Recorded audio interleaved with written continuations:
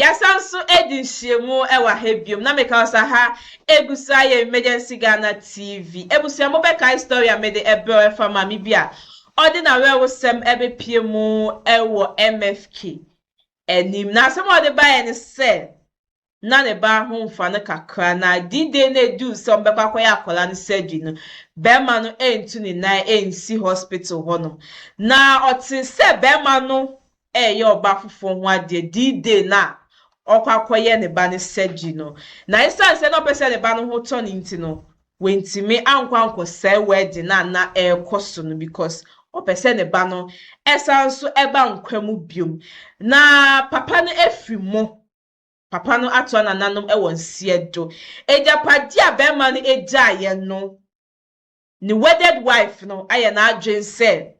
edan ya ye de maame no ne ba no wedded wife no pese o de ne chefa ebe ma no na maame no edi be piemu ewo fidiem ha sebusia ya tu wana mo na ye di update no ebrem nti ensem mani enko tie mu nsem emra channel se obe subscribe na wa like na do commenting so aba comment section ase kame ho ne ko hwe video no emra sisi ya nkasa ye nua baabi ede ni case eba bedan ye ya na o kire mu se oni ni kunu aware emfie nkron 9 years na sa 9 years na wo mu aware no ne ba yare ya na wo se yekoye ne surgery na se operation e wo sunyane abonten so ada ye ne ba operation no ne yehia ni kunu ama na be sinsan krata said the bear consent form ye de koye ne ba ne surgery no ohwehwe ni kunu ba bia wonya no wo fre ni kunu na enko akire yi ene ote se ada wo ye surgery na no sada na ni kunu ware oba foforo be ma wo ye ne ho ade wa mamre ene amane kwan so abusia na nyasem ketoa emma no edidi mu ana ware no se egu ye se konkon ho ensa nko be ma no kwa ware wie ya tim kagya to wati nananom wonse do enti ne yire a na one ne wo ho no sa bere oba pa efre na akosua asila edi case ne bedan se be ma ne timi kukuru edan esi ho no mo a one ne yire a na sa bere wote aware ase ena na ete dan ni mu ewo enkranza ampaba me kumase ha ofri mu abusua tena se grandma ene abusua ni nyina ya de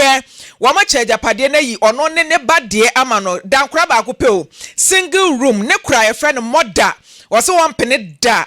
efie nsia ni de na sie eno na na je akofie ho case ne na da TV ne so no na je na te sen ofri mo awrade no mpa ebo akura se bibia boko de adum ni ahwe ye ele nyame ase eno akopie mu wo mother fie ho no mo de ne sie o me ye mo amoni yo wai wo bo adwuma wa hwefo ni watiefo ye tie onyina na no pa ye che obi a momi ye kopie nkuransa mpa me se so ka ye nua ba ye be cheche na akoso asila chire na se mu chire na o de awerho ne ya wo se no won tran to so mfie nsia nie na ya che dan na se wontimi nkofie wo de eno ade de bia wo se ye nkofie ho de be se bia ensi wo smile se ye nkompa awrade adaro ma ikoduru ho ikodu fie ho na ye to nkra na ese awie se wo mu ni fie ho ye tena na se wo mu ba na antimi ama chiri ene se ne betu ye na afrifio ne ya banti ye ba no na nya nkra se omu hia ye ampa me nko ame bo na kohia wo abushefo no kire se mame frompa wodwuma pa wo ye nti mfie nsie ne adan no akodi ba bia mame ne sanka ne ame adoma e brother be ya 31st of March 2026 e brother we ya wia 1 o'clock ye mran kransan metena se ne meje safoa. Wow. What's it say? Mwanya den. Some get results. Yamra fie ebena de bay ni emeje safo. Awia donko pepepe. 1 PM. Yo safo na fama wo mu. Mfie nsia ni wo de na ohwe wakope. Eno ane na ohwe. Nyame. Mfie nsia o. Okay ka na no bomu a afi bia mama wo mfie se eda ya mati bi wane nhade.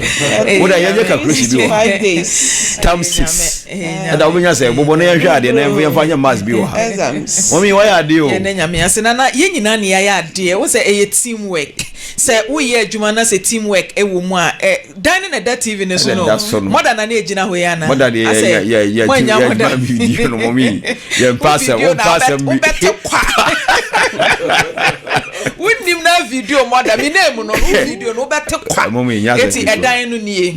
ene ya che de wan kasa wo pe moda wo mama wa choose enti na enchino wa chi we free hen but here na nyame ase bottom line ni nyina ne se na akosua esi ohia ne dan nyame adom grandma etu obi bai yesi ye meje yesafo abenada nana mommy pia also pia e ma money yo pia ojuma pa yenti ye duro na wodi ahita we bia nti wodi agoro se pe wa hwe a bibesi ntentamo a ma me fo bomba nesma o ene ntentamo a fast track